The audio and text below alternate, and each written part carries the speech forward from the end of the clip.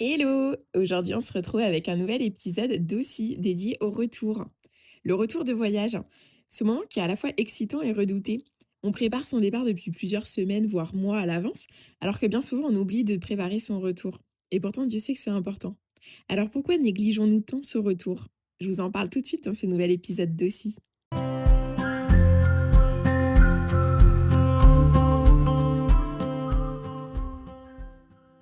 Bienvenue dans Aussi, le podcast où je te raconte mes aventures à l'autre bout du monde.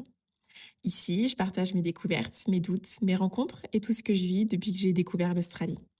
Que tu rêves de partir, que tu sois déjà expat ou simplement curieux de découvrir ce pays unique, installe-toi, respire et embarque avec moi pour un voyage au bout du monde. Aussi, c'est une parenthèse de sincérité, d'évasion et de petits moments vrais. Allez, on y va?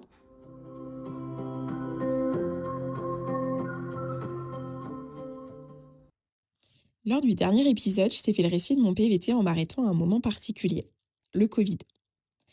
Aujourd'hui, cet épisode sur le retour est pour moi assez douloureux car il me replonge dans une période très compliquée de ma vie, une des épreuves des plus difficiles que j'ai eu à affronter. Alors je m'excuse à l'avance si je suis émotive à certains passages. Je vais entendre parler du Covid et dans un premier temps d'un virus au mois de février par mes parents. Ils m'informent qu'il se passe des événements assez particuliers en Chine, à savoir qu'il y a beaucoup de personnes qui tombent malades et en plus de ça, elles sont toutes hospitalisées. La Chine construit des hôpitaux pardon, de façon très rapide aussi. Et il y a un match en France. Alors si je me trompe pas, c'est le PSG ou l'équipe de France, mais j'avoue, je suis nulle en foot. Et en plus de ça, en Australie, je m'intéressais pas du tout à l'actualité. Mais bref, j'apprends que ce match, en fait, est annulé à cause de ce fameux virus qui arrive en Europe. On commence à prendre conscience qu'il se passe vraiment quelque chose et que ça a une ampleur qui devient mondiale, quoi. De mon côté, je m'inquiète quand même pas trop parce que c'est vrai qu'on est un petit peu, comment dire, je vais pas dire exclu, mais l'Australie, malgré sa taille, ça reste une île et pour le coup, il y a pas de cas, recensés, en tout cas pour le moment, sur le territoire. Mais il est vrai que dans les supermarchés, ça commence à s'agiter un peu plus. Je vois qu'il y a de moins en moins de pâtes, de lait et d'œufs. Bon, les œufs, en vrai, c'est pas une grosse surprise. Ça arrive souvent que ce soit en rupture en Australie, il y a un fort engouement pour manger des œufs. Mais alors le papier toilette, lui, c'est devenu un produit extrêmement rare. Chaque membre de la coloc avait pour mission de ramener du PQ quand on en trouvait. Et pour même te dire, on est venu à acheter des lingettes pour bébé, à quel point c'était compliqué d'en trouver. Je me souviens qu'il y avait même des vidéos qui tournaient sur les réseaux sociaux, comme quoi il y avait des Australiens qui se battaient pour obtenir les derniers rouleaux de papier toilette. Puis ça s'est accéléré. On entendait qu'il y avait certains pays qui fermaient leurs frontières, qu'il y avait des vols qui commençaient à être annulés, et les ambassades nous conseillaient de rentrer. Alors c'était pas obligatoire de rentrer, mais c'était conseillé parce qu'on n'avait aucune idée de la durée, ni même de comment ça allait se passer. Les Allemands sont ceux qui sont, à mon sens, rentrés les plus rapidement, car très souvent, ils voyagent jeunes, aux alentours de 18-20 ans, pendant leur gap year, donc juste après leur bac. Et du coup, leurs parents leur demandaient de rentrer. De mon côté, j'attendais Laurine, ma sœur, qui devait partir de France autour du 15 mars, il me semble. Tous les jours, on s'écrivait pour se tenir informé de la situation, parce qu'elle avait déjà eu un premier billet d'avion qui avait été annulé, parce qu'elle avait prévu de voyager avec Air China. Mais on croisait les doigts pour qu'elle arrive avant que soit la France, soit l'Australie ne ferment ses frontières. Je vais pas faire de suspense, elle a pas pu décoller, son avion partait au moment où la France est entrée en confinement. Je vous cache pas la déception, aussi bien pour elle que pour moi, car on avait réservé tout notre premier mois de road trip, à savoir la location du van, on avait booké nos activités, nos vols internes, ainsi que tous nos hébergements. Donc je me suis retrouvée solo, road trip annulé, on gère toutes les deux de notre côté pour essayer d'avoir un maximum d'avoir justement. Et ben moi, qu'est-ce que je fais du coup? Je suis en Australie, je fais quoi? J'avais absolument pas envie de rentrer en France, mais en même temps, j'avais plus de boulot. J'avais quitté, mes boulots à Brisbane pour rentrer sur Sydney, vu que Laurine, devait atterrir à Sydney. Donc, j'ai dans un premier temps contacté mon BFF, Alex, coucou si tu passes par là, qui lui avait commencé à travailler en ferme pour qu'il essaie de me faire rentrer, dans la sienne afin de m'éviter tout retour en France. Pendant plus d'une semaine, j'ai essayé tous les jours à m'acharner de rentrer dans cette fichue ferme ou bien dans une autre, puisque c'était aussi, le plan. Mais en même temps, je voulais pas, perdre trop mon temps et surtout utiliser toutes mes économies à juste survivre, à savoir me loger et me nourrir. Parce que, j'avoue que j'avais aussi peur de tomber malade, en Australie. On sait que, les soins là-bas, ça coûte un bras. Petit aparté, ne pars pas sans assurance. C'est vraiment hyper important. OK, ça te rajoute des frais à ton budget. Je pense que c'est à peu près, 400 € l'année. Mais crois-moi, payer 75 $ une consultation en semaine, 90 le week-end, ça peut vite te mettre dans la merde. Et encore, là, on parle juste d'une consultation classique chez le médecin. Si tu te fais hospitaliser, je te laisse imaginer le montant de la facture. Alors, on ne joue pas avec sa santé. C'est hyper important. Moi, je suis toujours passée par Shapka. Je trouve qu'ils sont super cool, ils sont très réactifs. Franchement, j'étais remboursée dans les maximum, 3 jours. Donc, vraiment, tu peux prendre ton assurance avec eux les yeux fermés, aucun souci là-dessus. Je ne vais pas te cacher que prendre la décision de rentrer a été hyper difficile. J'étais de retour à Sydney, ma ville de cœur, ma maison, car toujours au Summer House, si tu as écouté les premiers épisodes. J'allais me balader dans des endroits que j'appréciais et je pleurais. Alors c'était aussi bien à Circular Quay où il y avait un artiste de rue qui jouait une chanson, que j'appréciais beaucoup. Le moment était trop beau et là je me disais: «Je fais: «Mais ben non, non, non, non, j'ai pas du tout envie de rentrer quoi. Je suis trop bien ici, ma place elle est là». Tout pareil quand j'ai été, pour, faire ma dernière visite à Bondi Beach, impossible de m'arrêter de pleurer. Même physiquement, je n'arrivais pas à m'éloigner de Bondi Iceberg. Tu sais, les fameuses piscines, au bord de mer. Et sur le chemin du retour, je me suis arrêtée devant un salon de tatouage. Sur un coup de tête, je me suis fait tatouer Sydney à l'arrière du bras. Simple, basique, efficace.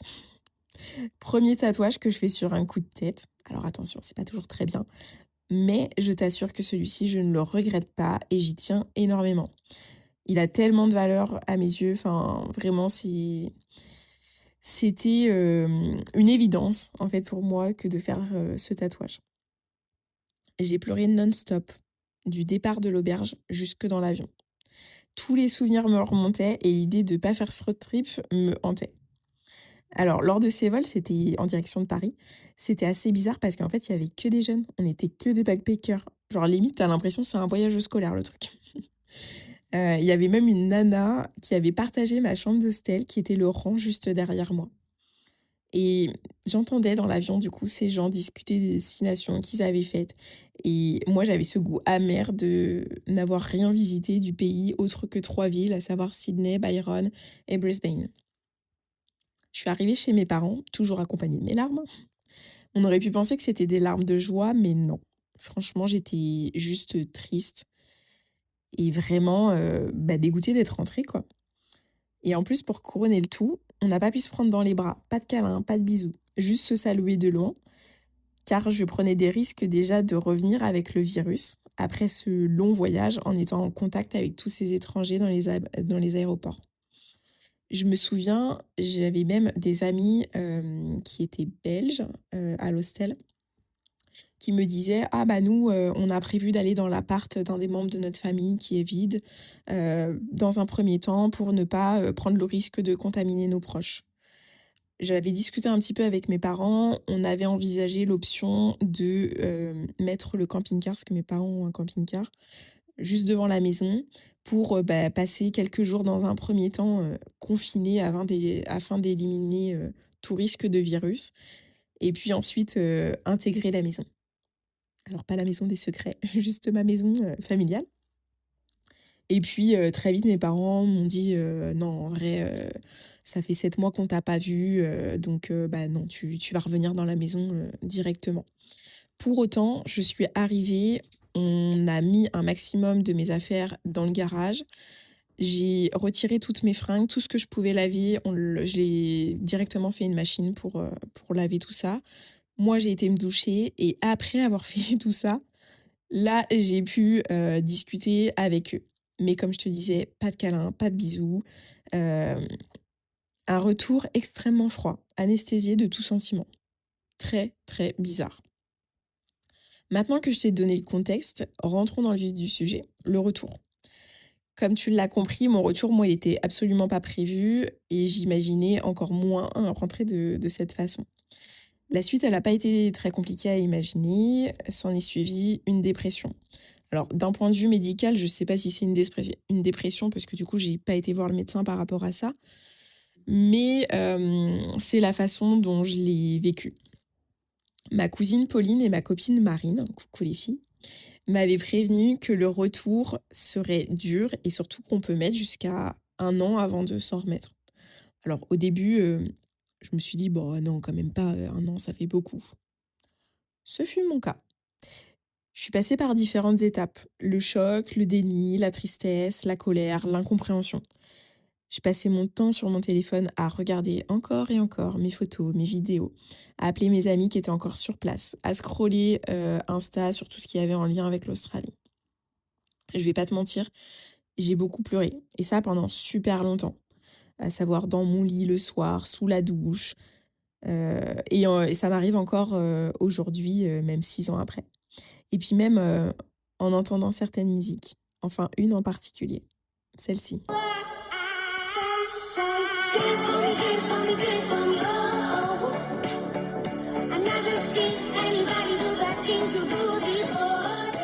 Cette musique, elle a rythmé mon aventure. C'est une Australienne qui chante et elle passait tout le temps quand j'y étais. Je me souviens même de souvenirs, quand j'étais dans le bistrot français, du coup à Sydney, où c'était la musique qu'on mettait, super fort le soir à la fin du shift. Vraiment, c'est devenu ma musique de l'Australie et cette musique, quand je l'entends, je suis envahie d'émotions. Il y a de la joie, mais il y a aussi de la tristesse. Je me souviens d'une fois où j'étais dans la voiture avec mon papa. Ça faisait peut-être 4 mois que j'étais rentrée et là, les larmes, elles me montent. Je fais mine de rien parce que dans notre famille, on est assez pudique sur les sentiments quand ça va pas, ce genre de choses. Mais clairement, il avait compris. Je me souviens l'entendre dire: «Ça te manque vraiment?» Heureusement, tous les retours ne se passent pas comme ça et c'est ce dont je vais te parler du coup, dans cette seconde partie. Mais quand je suis partie pour la deuxième fois, donc à savoir l'année dernière, enfin d'ailleurs avant même de partir, je me souviens, j'arrêtais pas de dire à mes collègues que j'appréhendais déjà le retour. J'étais même pas partie, hein. Mais j'angoissais de revivre cette frustration, ce mal-être, cette tristesse. Parce que ça a été tellement pour moi une épreuve compliquée et surtout pendant 1 an, hein, vraiment, enfin même un peu plus d'1 an, je dirais. J'ai vraiment souffert de la situation que j'avais très très peur de revivre ça. Mais cette fois-ci, j'ai visualisé et surtout j'ai anticipé mon retour. Quelques semaines avant de prendre mes billets d'avion, j'ai vraiment imaginé comment mon retour allait se passer. Déjà, je voulais prendre ma revanche en faisant, la surprise à mes proches pour que cette fois-ci, ce soit un moment joyeux et pour ça, donc j'ai dû m'organiser et planifier la surprise. Petit aparté, quand vous faites un retour surprise, prévenez toujours au moins une personne de votre entourage. Un ami, un voisin en qui vous avez confiance pour tenir le secret, bien évidemment, mais surtout pour que cette personne de confiance soit au courant de vos déplacements. Parce que pour la petite anecdote, j'ai eu un souci sur mon vol au retour, un problème de moteur, on a fait demi-tour, on a eu énormément de mal à atterrir, il y avait les pompiers qui nous attendaient sur, la piste d'atterrissage et à ce moment-là, franchement, j'ai commencé à flipper, parce que déjà potentiellement il pouvait y avoir, un départ d'incendie, lors de l'atterrissage, mais surtout parce que je me suis rendu compte que personne n'était au courant que j'étais dans ce vol-là. Alors pour être plus serein, préviens une personne et donne-lui le contact de ta famille proche, juste au cas où. Comme je te l'ai déjà dit, je travaille dans la restauration et j'habite dans une station balnéaire. Donc pour mon retour, j'ai repris contact avec les établissements de ma ville pour commencer à passer des entretiens pour la saison d'été. C'est tout bête, mais cette action m'a permis de me projeter dans les mois à venir et de ne pas subir le retour en étant dans l'attente. D'un point de vue personnel, je m'étais aussi fixé des objectifs, à savoir reprendre la course à pied, créer une communauté sportive. Bon, ça, j'avoue, j'ai pas eu le temps au rythme de la saison. Mais toutes ces actions, elles m'ont vraiment aidé à ne pas rien faire pour ne pas ressasser mon voyage et au passage déprimer. Alors, le voyage, peu importe où l'on part et pour combien de temps, ça nous change. On grandit, on apprend à se connaître, on est tout le temps dans la découverte, que ce soit d'un pays, des paysages, une culture, une langue, des habitants, d'autres voyageurs.